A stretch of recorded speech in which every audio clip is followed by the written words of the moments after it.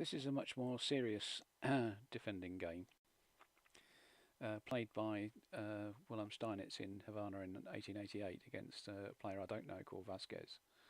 And so Steinitz plays what was one of the main lines of the French defence at that point, and swaps off some pieces. Not very enterprising, but a little fiddle about.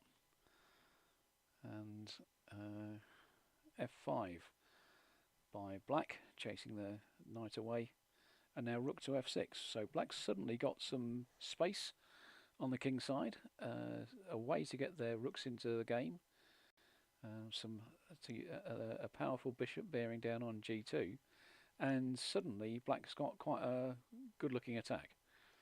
Whether Steinitz overlooked something, or whether he thought that was the best way to try and win, was to goad black into taking some risks, we don't know.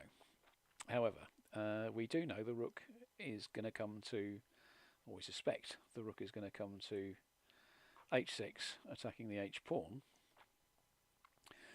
And white plays rook to E1, the point of which is to play knight to F1. So that's a backwards move, but it's not creating any weaknesses, it's not creating any holes. Now, whether or not those were important holes to create or not, I don't know, but a move like H3 instead, I could imagine very quickly black wanting to play rook takes H6, ripping open the king side, and there may be some checks and a checkmate on G2, all sorts of things going wrong.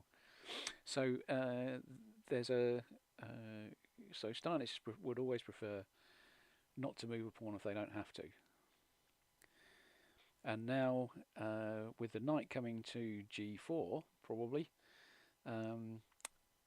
white plays bishop to F3. Now white can make a mess of white's pawns here by taking twice on F3.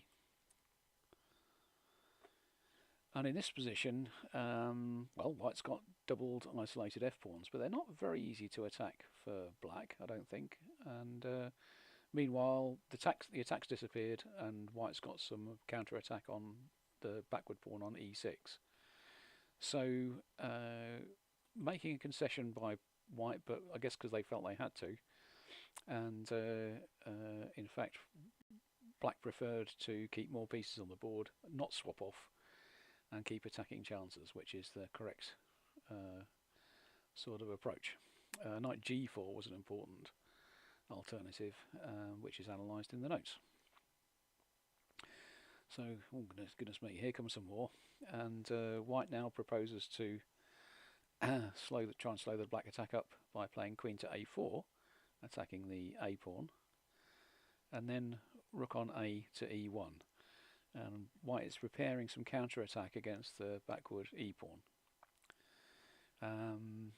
And actually now, if you look at this, I mean, white's got just about as many pieces covering the king side as black, and there isn't an obvious way through, it seems, here. And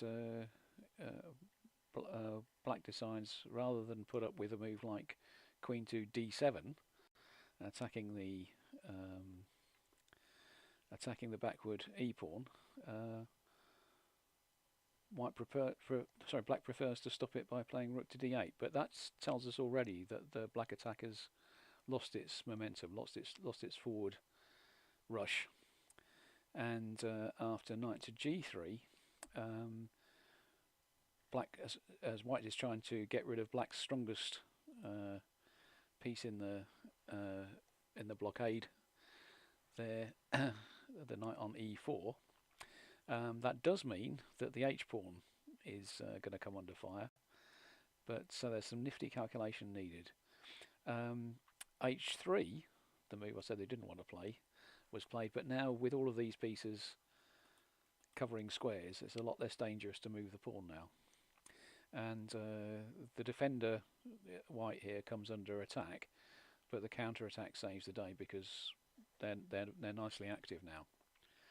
The logical continuation of the attack is knight takes F2. If F4, for example, then rook takes E4 and rook takes E4, and because of the pin, black's not going to pick up the knight, and in this position, white's got two pieces for a rook and is doing well. So instead of f4, they played knight takes f2, and bishop takes b7 was played, and knight takes h3. And in this position, probably the strongest continuation was to play f4, and it may well be that black has still got a very strong attack here and could win. But white has created so many distractions and difficulties for black. They actually go wrong in this position and play rook to g6, which looks strong enough, doesn't it? But it gives black a chance. So it gives white a chance to get their pieces goal side of the ball. Rook to f8, queen to c4, attacking the e pawn again. And now the defender was white, but is now making very serious threats, and they look more powerful than some of black's. Queen takes e7, which covers g3. f4, rook f1, which is a nice way of defending. The f8 rook is undefended, and so this pawn is pinned. Rook takes g3 is the only move that looks at all reasonable. Queen to d6, attacking the loose rook. Rook to d8, which is now defended, which looks about right, but black's position is just too loose to stand all this. And after rook takes f4, the comment, black's position burst like a bubble. And the last few moves weren't strictly necessary. In this position, black can sacrifice, black resigned here, black can sacrifice the queen in the hope of getting back the queen, but that's leaving the black king undefended. So a nice example there of defending, trying to keep active, trying to keep weaknesses down to a minimum, making weaknesses, I suppose, only when you have to, and preparing for counter-attack. Also, I suppose it also shows how careful you need to be in defence, how accurately you do need to calculate. So defending is hard, but that's defending done well.